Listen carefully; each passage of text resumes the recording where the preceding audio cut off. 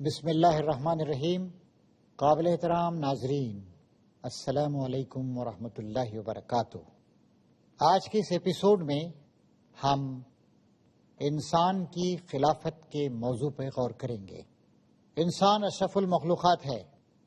اللہ تبارک و تعالیٰ نے بے شمار مخلوقات پیدا کی ہیں، لیکن اپنی خلافت کا شرف اس نے صرف انسان کو عطا کیا ہے۔ چنانچہ قرآن مجید میں ہمارے سامنے آیت آتی ہے، سورہ صاد کی 2 آیتیں ہیں، 71ویں اور 72ویں آیات۔ انی خالقم بشرم من طین فاذا سویتہ ونفخت فیہ من روحی فقعوا لہ ساجدین۔ اللہ تعالیٰ نے جب انسان کے پیدا کرنے کا ارادہ کیا تو فرشتوں سے کہا، میں مٹی سے ایک انسان بنانے والا ہوں، جب میں اسے بنانے کے بعد ٹھیک ٹھاک کر دوں اور اپنی روح میں سے کچھ اس میں پھونک دوں تو تم سب کے سب اس کے آگے سجدہ ریز ہو جانا۔ صحیح کہا تھا کسی شاعر نے، کچھ بڑھ کے فرشتوں سے بھی انسان ہے تیری شان، خود کو ذرا پہچان تو خود کو ذرا پہچان۔ مسجود ملائک ہے انسان۔ آدم علیہ السلام اور آدم علیہ السلام کی ذریت، ان کی اولاد، اتنا بڑا درجہ کائنات میں اللہ تعالیٰ نے کسی کو نہیں دیا۔ بتا دیا فرشتوں کو کہ میں مٹی سے، انسان کے اندر کیا ہے؟ مٹی کے اندر جو اجزاء ہیں وہی ہیں۔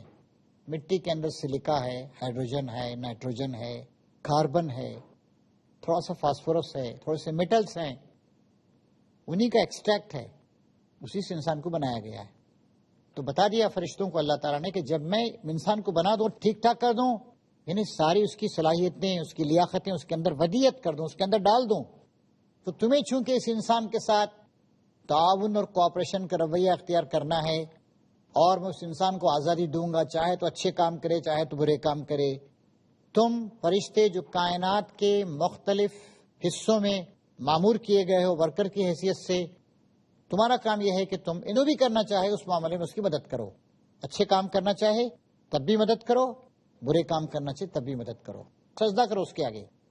تو مسجود ملائک انسان، تو اللہ تعالیٰ نے وہ کون سی بڑی ذمہ داری ہے جو انسان کو دی، فرشتوں کو بھی نہیں دی۔ فرشتوں نے کہا کہ اے اللہ، ہم تو تیری تسبیح تحمید بیان کر ہی رہے ہیں۔ پھر فرشتوں نے کہا کہ اے اللہ تعالیٰ، ساری کائنات پر تیرا قبضہ ہے، تیرا اقتدار ہے، تیرا حکم چل رہا ہے، اب ایک با اختیار مخلوق کو تو نے اگر بنا دیا انسان کو، تب تو زمین کا نظام بگڑ جائے گا۔ یسفک الدماء، وہ قتل و خون کرے گا، خون ریزی کرے گا وہاں پر۔ اللہ تعالیٰ نے کہا، انی عالم ما لا تعلمون، جس بات کو میں جانتا ہوں تم نہیں۔ میری یہ مصلحت ہے، میں انسان کو پیدا کرنا چاہتا ہوں، میں اسے آزمانا چاہتا ہوں، اما شاکروں و اما کفورا، میں جس ایک بڑی مخلوق کو اختیارات اور ارادے کی آزادی دے کے بنا رہا ہوں، اس کو آزمانا ہے۔ فرشتوں کی کوئی آزمائش نہیں، جو حکم ملا ہے اس کے مطابق ہی کام کرتے ہیں۔ سورج انڈیپینڈنٹ نہیں ہے، چاند انڈیپینڈنٹ نہیں ہے، ہوائیں ایک اصول کی پابند ہیں، آگ ایک اصول کی پابند ہے، لیکن انسان وہ بھی اگرچہ کہ زیادہ تر مادی معاملات میں کچھ اصولوں کا پابند ہے، لیکن اس ارادے کی آزادی دی گئی، اما شاکروں و اما کفورا، چاہے تو اللہ کا شکر گزار ہو، چاہے تو نافرمانی اور ناشکری اختیار کرے، بغاوت کرے، کفر کرے۔ یہ انسان کی آزمائش، اور اس آزمائش کے نتیجے میں ہی اگر اس نے خدا کو پہچان لیا اور اللہ کے احکام پر عمل کیا تو کامیاب ہوگا۔ نہیں پہچانا خدا کو یا اس کا انکار کیا، ہٹ دھرمی کا رویہ اختیار کیا، سرکشی کی، جہالت کا شکار ہوا تو سزا پائے گا۔ فرشتوں کے لیے نہ سزا ہے نہ جزا ہے، سورج کے لیے نہ سزا ہے نہ جزا ہے، ایک فنکشن ہے وہ کریں گے۔ انسان کو اللہ تعالیٰ نے خلیفہ بنایا، اختیارات دیے، وائس جرنٹ انگلش میں استعمال کرتے ہیں، ریپرزینٹیٹیو بنایا۔ دیکھیے اللہ تعالیٰ کی صفات ہیں، سماعت، بصارت۔ سماعت بصارت انسان کو اللہ نے دی۔ یہ جو فرمایا گیا کہ اپنی روح میں سے کچھ اس میں پھونک دوں، نعوذ باللہ، اس کا مطلب یہ نہیں کہ اللہ کا کوئی ٹکڑا ہے انسان، نہیں، مطلب یہ کہ اللہ تعالیٰ کی صفات کا ایک سایہ ڈالا گیا، پرتو، سایہ، شیڈو ڈالا گیا۔ وَجَعَلْنَاهُ سَمِيعًا بَصِيرًا، اللہ تعالیٰ کہتا ہے کہ ہم نے اس کو سننے کی صلاحیت دی اور دیکھنے کی صلاحیت دی۔ انسان زیادہ تر معلومات سن کر یا دیکھ کر ہی حاصل کرتا ہے، بلکہ 80% معلومات انسان آنکھوں کے ذریعے حاصل کرتا ہے، باقی 20% معلومات کان، ہاتھ، منہ، زبان، ناک وغیرہ کے ذریعے سے حاصل کرتا ہے۔ تو سماعت اور بصارت کی عظیم قوتیں اللہ تعالیٰ نے انسان کو دی اس کو آزمانے کے لیے۔ تو یہ خلافت جو اللہ تعالیٰ نے دی، اس کا ذکر اللہ تعالیٰ قرآن مجید میں سورہ احزاب میں کرتا ہے۔ انا ارزنا الامانۃ علی السماوات والارض والجبال فابینا ان یحملنها واشفقن منها وحملها الانسان انه کان ظلوما جہولا۔ سورہ احزاب کی یہ 72ویں آیت، اس آیت کا ترجمہ ہے ہم نے اس امانت کو، کون سی امانت؟ اللہ تعالی ہم نے اس امانت کو آسمانوں اور زمین اور پہاڑوں کے سامنے پیش کیا تو وہ اسے اٹھانے کے لیے تیار نہ ہوئے اور اس ذمہ داری سے ڈر گئے۔ آسمانوں، زمین اور پہاڑوں کے سامنے اللہ تعالیٰ نے ذمہ داری دی کہ تم میرے خلیفہ بن جاؤ، اس ذمہ داری کو اٹھاؤ، تمہیں آزماؤں گا۔ اب کس طریقے سے اللہ تعالیٰ نے پیش کیا، یہ متشابہات میں سے ہم اس کی کیفیت کو نہیں سمجھ سکتے ہیں۔ ہمیں نہیں معلوم کہ یہ آسمان، زمین، پہاڑ وغیرہ وغیرہ ان کے اندر کس ٹائپ کی زندگی پائی جاتی ہے، کس ٹائپ کا شعور پایا جاتا ہے، ہمارے شعور اور ہماری زندگی سے کس طرح مختلف ہم نہیں جانتے۔ یہ سمجھانے کے لیے ہم کو ایک بات اجمالی طور پر بغیر ڈیٹیل میں گئے ہوئے ہم کو سمجھا، ہم سمجھ نہیں سکتے، انسان ہر ایک بات نہیں سمجھ سکتا ہے کہ اللہ تعالیٰ کی نیابت اور فری ذمہ داری اور قبول کرنے سے انکار کر دیا، ڈر گئے وہ، ہم نہیں کر سکتے اس کام کو، وی ول فیل۔ مگر انسان نے اسے اٹھا لیا، وہ قابل تعریف ہے کہ ایک بہت بڑا کام اللہ نے اس کے سامنے پیش کیا، کہا کہ ٹھیک ہے، آئی ول ڈو اٹ، میں اسے کروں گا۔ پھر فرمایا رہا اللہ تعالیٰ لیعذب اللہ المنافقین والمنافقات والمشرکین والمشرکات ویتوب اللہ علی المؤمنین والمؤمنات وکان اللہ غفورا رحیما۔ اس بار امانت کو اٹھانے کا لازمی نتیجہ یہ ہے کہ اللہ تعالیٰ منافق مردوں اور عورتوں کو اور مشرک مردوں اور عورتوں کو سزا دے اور مومن مردوں اور عورتوں کی توبہ قبول کرے۔ اللہ معاف فرمانے والا اور رحیم ہے۔ دو ٹائپ کے لوگ ہو گئے اب دنیا میں، ایک مشرک، شرک کرنے والے، اللہ کے علاوہ کسی اور کے جھکنے والے، کسی اور کو پکارنے والے، دوسروں سے مرادیں مانگنے والے، دوسروں کو حامی و ناصر سمجھنے والے، یہ مشرک ہیں۔ منافق جو کچھ ادھر بھی ہیں کچھ ادھر بھی ہیں، جو ہر طرح کے عملی نفاق کا شکار ہیں۔ تو چونکہ انسان کے سامنے ایک آفر دیا گیا، پیشکش، اس نے قبول کر لیا اور اس کے اندر ظلم و جہل کی صفات بھی پائی جاتی ہیں کم و بیش، تو اب دنیا کا جب خاتمہ ہوگا تو اللہ تعالیٰ مشرک مردوں اور مشرک عورتوں، منافق مردوں اور منافق عورتوں کو سزا دے گا، اور جو مومن مرد اور مومن عورتیں ہیں جو جہاں تک ہو سکے حتی الامکان بندگی کا حق ادا کرنے کی کوشش کرتے ہیں، اطاعت کا رویہ اختیار کرتے ہیں، پھر بھی کچھ غلطیاں ان سے ہو جاتی ہیں، تو اللہ تعالیٰ فرما رہا ہے کہ اور مومن مردوں اور مومن عورتوں کی توبہ قبول کرے، ان کا عذر، غلطیوں کا اقرار، کمزوریوں کا اعتراف۔ پھر فرمایا جا رہا ہے اللہ معاف فرمانے والا اور رحم کرنے والا ہے۔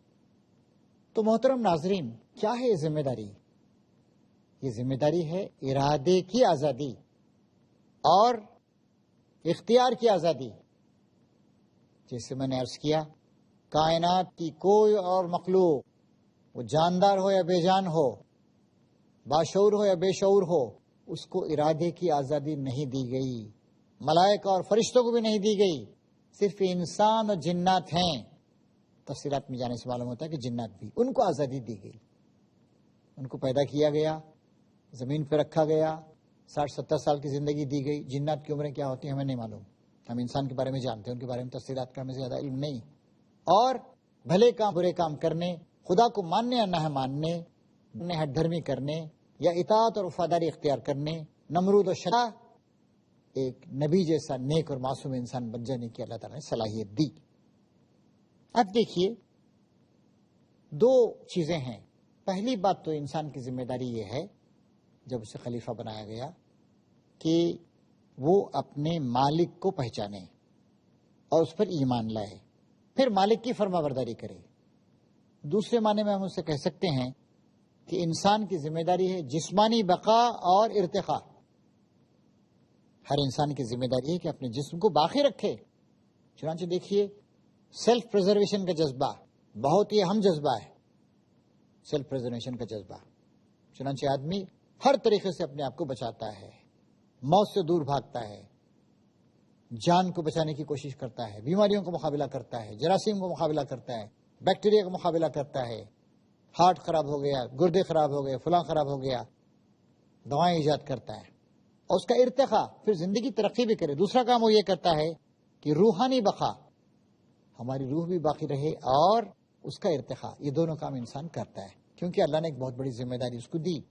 ذمہ داری سے فرار، بھاگ جانا صحیح نہیں ہے. تو اب انسان کی جو دو طرح کی ذمہ داریاں ہیں، ایک تو یہ کہ وہ اپنے جسم کو، جان کو باقی رکھے اور اسے ڈیولپ کرے، پھر اس کے بعد اپنی روح کو باقی رکھے اور اسے ڈیولپ کرے.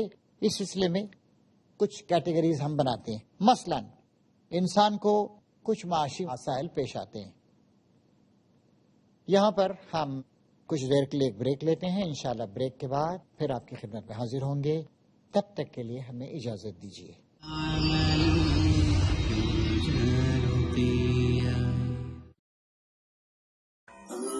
2013 میں ہم نے اسلامی اسمارٹ بریک کے بعد دوبارہ آپ کی خدمت میں حاضر ہیں. ایک اہم موضوع زیر بحث ہے کہ اللہ تعالیٰ نے انسان کو ارادے اور مرضی کی آزادی دی، اختیار دیا، اور اسی اختیار اور آزادی کے صحیح استعمال پر اس کو جزا ملے گی اور اس کے غلط استعمال پر اس کو سزا ملے گی. یہ گویا زندگی اور زندگی کی آزمائش کا خلاصہ ہے. اس سلسلے میں بات آپ سے عرض کی گئی تھی کہ انسان کو کچھ میدانوں میں کام کرنا ہے خلیفہ کی حیثیت سے، اللہ کے نمائندے کی حیثیت سے. پہلا میدان ہے معاشی مسائل. معاشی مسائل میں کیا چیزیں آتی ہیں؟ مثلا غذا آسمان سے ٹپکتی نہیں ہے، غذا انسان کو پیدا کرنی ہے. اسے اناج، پھل، ترکاریاں وغیرہ پیدا کرنی ہے. اسے جانوروں کا گوشت حاصل کرنا ہے، جانوروں کو پروان چڑھانا ہے.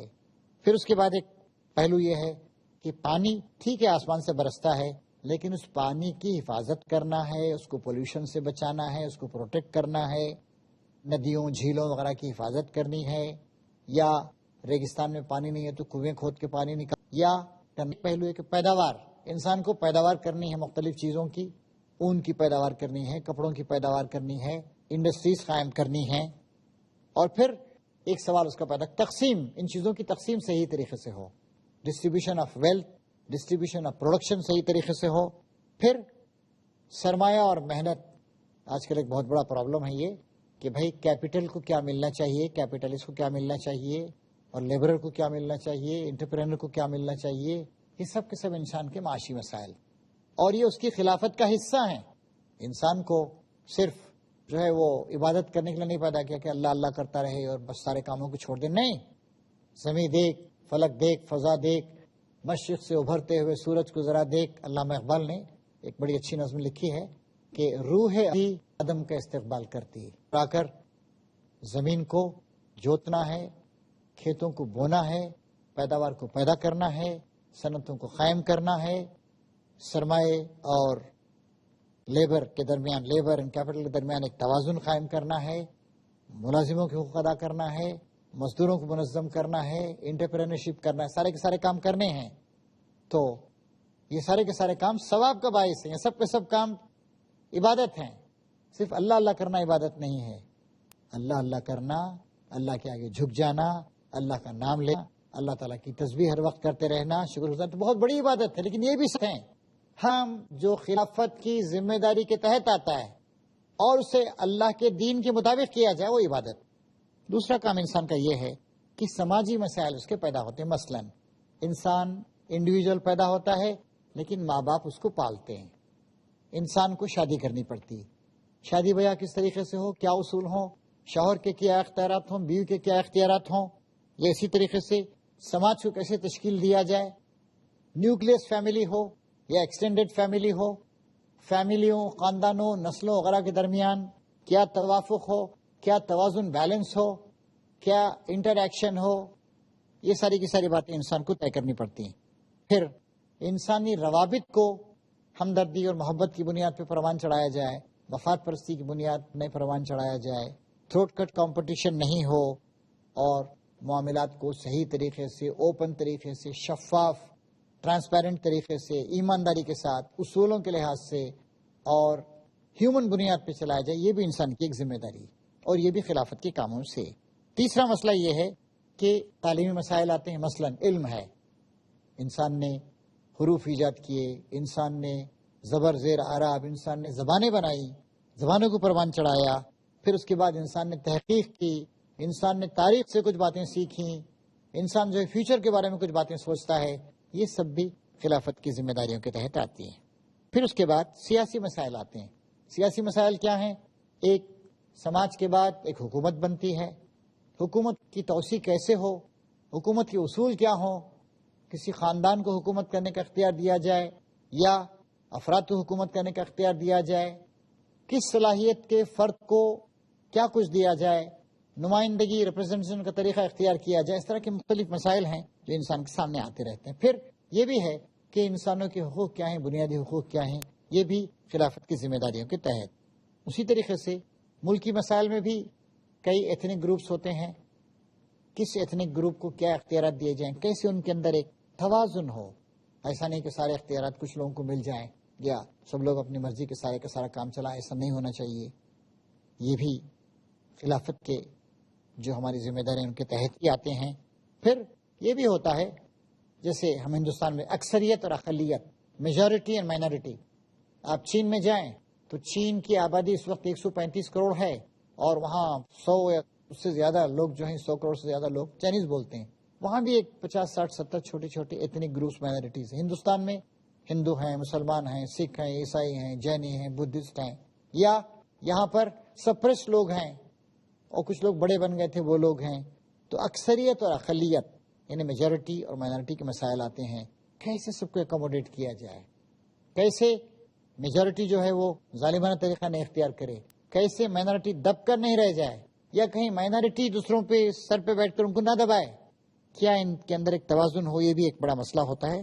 اسی طریقے سے توازن کا مسئلہ، اچھے روابط پیدا کرنے کا مسئلہ، یا ایک ملک میں پارٹیاں بنتی ہیں، پارٹیاں ایتھنک بنیاد پہ بنتی ہیں، پولیٹیکل بنیاد پہ بنتی ہیں، معاشی بنیاد پر بنتی ہیں، ان سب کو کیسے کریں، کتنی آزادی دی جائے، کہاں آزادی کو ریسٹرکٹ کیا جائے، یہ ساری کی ساری باتیں۔ ایک مسئلہ اس میں یہ بھی آتا ہے کہ عدالتی نظام قائم کیا جائے، چنانچہ آپ جانتے ہیں کہ ایک مقننہ ہوتی ہے لیجسلیچر جو قانون بناتی ہے، ایک ایگزیکٹو ہوتی ہے جو اسے امپلیمنٹ کرتی ہے حکومت وغیرہ، تیسرے ایک عدالت ہوتی ہے جو انصاف کرتی ہے۔